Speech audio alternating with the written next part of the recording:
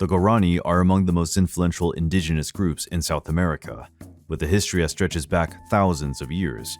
Their presence extends across modern-day Brazil, Paraguay, Argentina, and Bolivia, where they developed a complex society centered on communal living, spirituality, and agriculture. Belonging to the Tupi-Guarani linguistic branch, one of the most extensive indigenous language families in South America, the Guarani are believed to have begun their southward expansion from the Amazon region approximately 2,000 years ago. With advanced farming techniques and a deep understanding of their environment, they settled in various areas, relying on rivers and forests for sustenance. Guarani society was structured around independent communities known as tekoha, each governed by a chief. Their way of life emphasized collective well-being, with strong ties between tribe members. Decisions were made through communal discussions, and elders, regarded as the keepers of wisdom, played a crucial role in passing down knowledge. Spiritual beliefs were fundamental to Guarani culture. They worshipped Tupa, the supreme creator, and aspired to reach Imarae, a paradise known as the land without evil. This concept influenced their movements, as they often sought lands that embodied this sacred ideal. Villages were designed to reflect their deep sense of community. Houses, called opi, were built using natural materials such as wood, straw, and clay, providing both durability and insulation. These dwellings were arranged around a central space where religious ceremonies, social gatherings, and meetings took place. Daily life revolved around cooperation. Farming responsibilities were shared. Women cultivated and harvested staple crops like cassava, maize, and sweet potatoes, while men engaged in hunting, fishing, and defending their settlements. From an early age, children learned customs and traditions through oral teachings and daily experiences. A keen sense of mutual respect and belonging defined Guarani society. Shamans, known as paihis, held essential roles, offering spiritual guidance and performing healing rituals using medicinal plants. Elders preserved and transmitted ancestral knowledge, teaching myths, practices, and essential survival skills that sustained both their culture and identity. Conflicts with neighboring indigenous groups, such as the Kaingang and Charuas, were common, often arising due to territorial disputes and cultural differences. Competition over natural resources, including fertile land and waterways, frequently fueled these rivalries. The Kaingangs, who lived in southern Brazil, clashed with the Guarani over fertile lands. While the Guarani prioritized agriculture and settled communities, the Kaingangs combined hunting with seasonal nomadism, leading to occasional hostilities. Similarly, the Charuas, a warrior society from Uruguay and southern Brazil, engaged in violent conflicts with the Guarani. Their distinct approaches to warfare and social organization furthered heightened tensions, particularly in times of resource scarcity.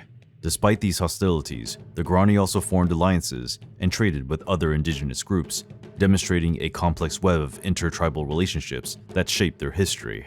Their oral tradition was rich with myths and legends that explained the origins of the world, animals, and natural elements. These stories were passed down through generations, ensuring the preservation of their cultural identity and worldview. Guarani craftsmanship flourished in basket weaving, pottery, featherwork, and the making of musical instruments like the flute and drum. Music played an integral role in their spiritual and social lives, often accompanying dance and song during ceremonies. Body painting held deep significance, serving as a means of expressing identity, preparing for rituals or battle, and connecting with the spiritual realm. The geometric patterns and natural pigments symbolized protection, strength, and harmony with the environment. Dance was both a cultural and spiritual expression, often performed to honor Tupa and other nature spirits. It was a key role in religious rituals, rites of passage, and communal celebrations. Guarani mythology featured a pantheon of deities and supernatural beings representing distinct aspects of nature and human existence. Some of the most revered figures included Tupa, the supreme deity, credited with creating the world and teaching humanity about morality and life. He is associated with thunder and lightning. Namandu, considered the original creator, he embodies wisdom and existed before all else, maintaining cosmic balance. Jakaira, a spirit linked to mist and air, associated with agricultural fertility and nature's harmony. He is seen as a benevolent entity who brings harmony to nature. Anya, a malevolent force representing darkness, destruction, and the dangers of the wilderness, tempting humans away from righteousness. Karai, the fire and sun god, symbolizing warmth and life.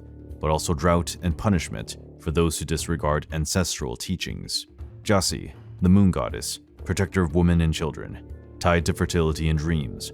Tao and Karana, mythological figures said to be the progenitors of 7 legendary creatures, each representing several aspects of nature and the spirit world.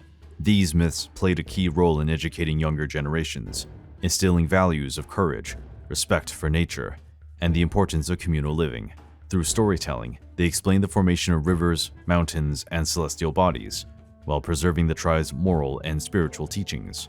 The Guarani diet relied on crops such as cassava, maize, sweet potatoes, peanuts, and yerba mate, a plant that became a defining symbol of South African culture and remains widely consumed today. The arrival of Europeans in the 16th century brought profound upheaval. Initial encounters with the Spanish and Portuguese introduced disease, conflict, and attempts at enslavement. As colonization progressed, Jesuit missionaries sought to convert the Guarani to Christianity and assimilate them into European societal structures. The Jesuits established reductions, settlements where the Guarani were taught European agricultural methods, language, and customs. Though these missions provided some protection from bandeirantes, slave hunters, they also resulted in significant cultural loss and diminished autonomy. The Guarani actively resisted colonial rule, notably during the Guarani War, 1753 to 1756, when they opposed the transfer of mission territories to Portuguese control. This conflict led to violent massacres and mass displacements.